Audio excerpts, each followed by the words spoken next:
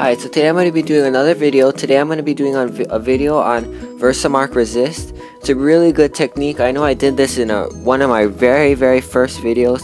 It's a really long time ago, so I decided to do an update version. Plus I was already going to make these cards, so I thought I might as well do it in a video. So first thing, from Hero Arts I have this stamp set.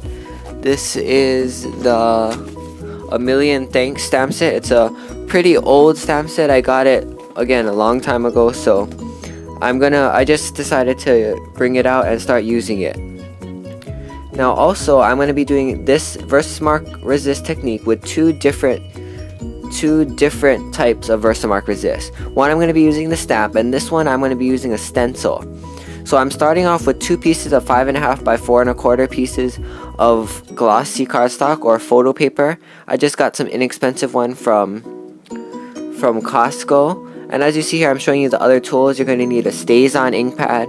I have the Jet Black. You're going to need Versamark, which that's the main item. I have the big and the small I'm going to be using, as well as some other. I have that little stamp set, the Wish You Were Here Too from Lawn Fawn, just for that aloha greeting for one of the second card.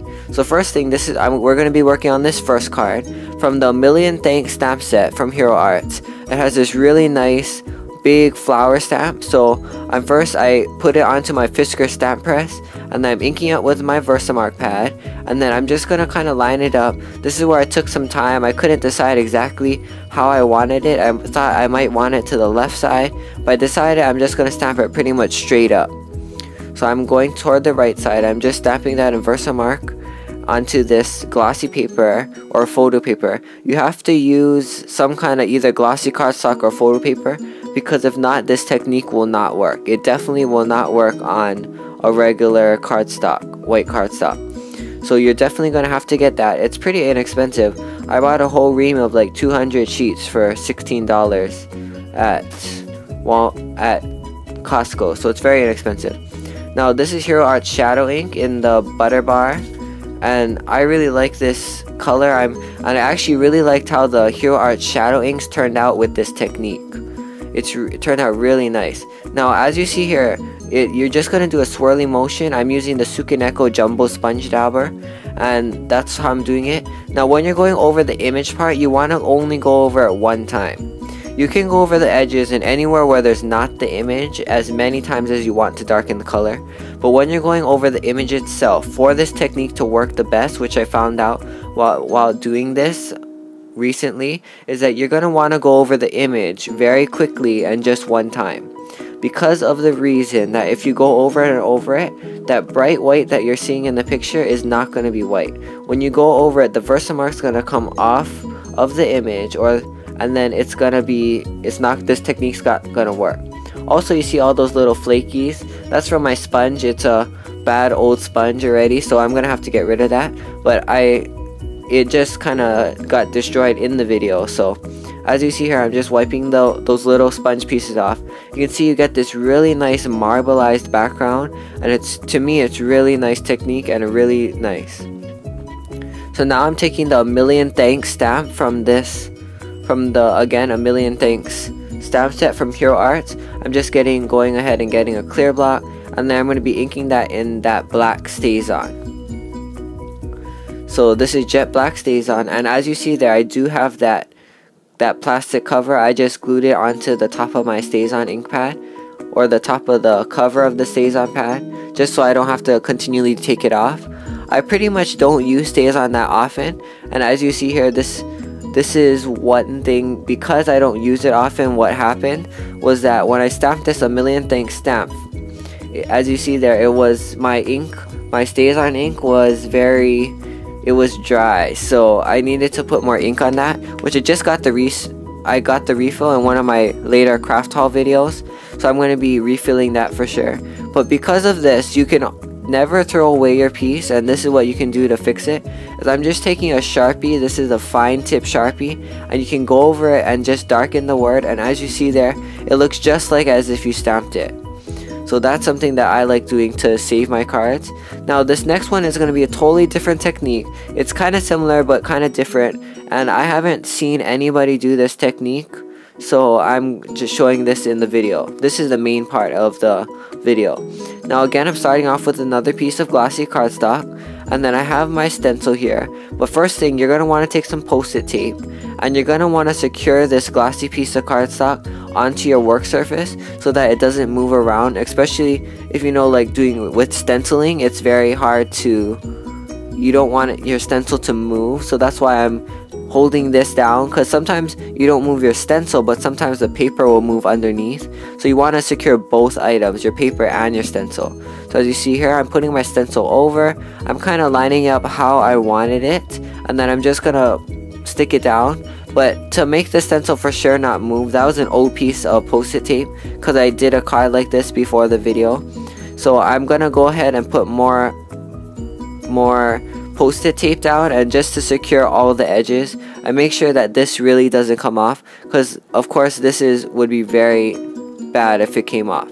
Now another thing is that I'm putting the post-it tape around where the, say like that Honu's or the turtle's flipper is going to be almost right on the edge, is that you want to put your post-it tape there, because of the reason that when you smush your Versamark, you want to make sure that it doesn't get onto the paper itself. So as you see here, I'm using the little Versamark just to get more controlled coverage. Again, because with the big Versamark, you might either want to do is put the post-it tape all around the stencil so that you don't get any of it onto your glossy piece, just because if you get it there, it's gonna resist. It's definitely gonna resist the ink, so you have to be very careful to only get it through the stencil. Now another thing is that when you use the post-it tape, is that it is going to leave a little bit of residue, and that is gonna make the color a little bit lighter where you go over that post-it tape where it was. So be aware of that too. To me, it doesn't bother me, but to other people that want it kind of perfect, then you might want to do that. So again, this is now the Tim Holtz foam applicator, and as you see there, I'm just spouting it on, trying to make sure, again, you don't want to go over the image several times. If not, the color will rub onto where it's supposed to be resisting. It's not like it's heat embossed or anything. You can do the same technique if you clear heat embossed it, but this technique with the glossy cardstock is just so much faster and so much easier. And another thing is that you don't get any warping. Another thing is that the whole entire image is one layer, and the other thing is that it has that nice glossy shine like you printed it onto this paper. So I really like it. Also, the ink goes onto the paper a lot differently on this photo paper. It goes on a lot more, it gives a very nice marbleized look. So I really like that look for this technique. So I'm happy with how it turned out, and as you see here, I'm just making sure I get all the edges, get everywhere, and then that's how it turns out. I'm going to leave it kind of marbleized. I'm going to be darkening certain areas, and just to make it look a little bit nicer, a little bit more defined. Now also after this, as you see here, I am adding sometimes over the image again a little bit. But if you, on my first card that I used this is Mint Julep ink by Hero Arts. I'm sorry I didn't say that earlier, but if you do go over it too many times, then it will get the ink and it won't be white anymore. So be careful about that. I'm just rubbing away. Again, some of the foam kind of got all over, so I'm just trying to wipe it off. As you see, it's a really nice glossy look. And again, this is the Wish You Were Here Too from Lawn Fawn. I'm just taking that Aloha. I fully inked my new Stays On ink pad, and as you see here, what's gonna happen is that I'm inking up this stamp, and then when I stamp it, it actually had a little bit too much ink on the Stays On ink pad. So because of that, it got a little bit splotchy image on the Aloha. It's not as like super crisp as it could be, but to me it turned out perfectly fine. As you see here, you want to push you want to give decent pressure, especially with Stays On, just because of the reason that you want it to have time to transfer to the glossy paper. So give it some time and give it some pressure. And as you see there, it's a little bit more, it's not the nice crisp image, but I'm perfectly fine with that.